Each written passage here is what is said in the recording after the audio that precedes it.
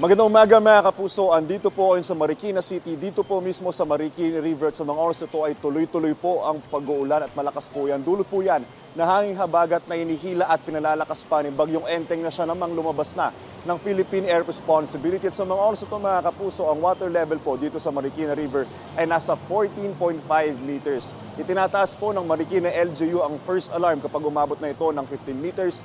16 meters naman po second alarm at 18 meters para sa third alarm. Ang normal upper limit po ng Marikina River ay nasa 14.9 meters lamang. At mga kapuso, kaugnay po niyan, ang update po mula sa Pag-asa ay maaaring may isang bagong bagyo ang mamuo sa susunod na linggo. Base sa datos ng Pag-asa para sa September 11 hanggang September 17, may bagong mabubong sama ng panahon sa bahagi ng West Philippine Sea pero mababa raw ang tsansa nitong maging isang bagyo. Yung nasa itaas ng bansa, may posibilidad na maging bagyo pero pwedeng hanggang sa northern boundary lang po yan ng Philippine Air Responsibility. At ang isa naman na nasa Pacific Ocean, posibleng maging bagyo, kikilos pa northwest at tuluyang papasok sa PAR. Sabi ng Pag-asa, sa ngayon, lahat po ng ito ay mga cloud cluster o kumpol ng mga ulap pa lamang. At dahil masyado pang malayo, hindi pa tiyak ang magiging track nito. Marami pang pwedeng magbago kaya patuloy nating monitor yan sa mga susunod na araw.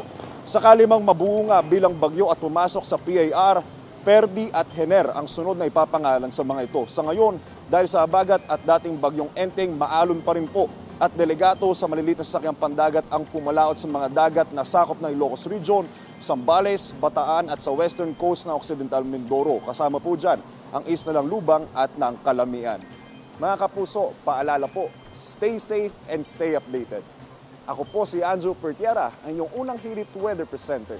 Know the weather before you go. Para mag-safe lagi, mga kapuso.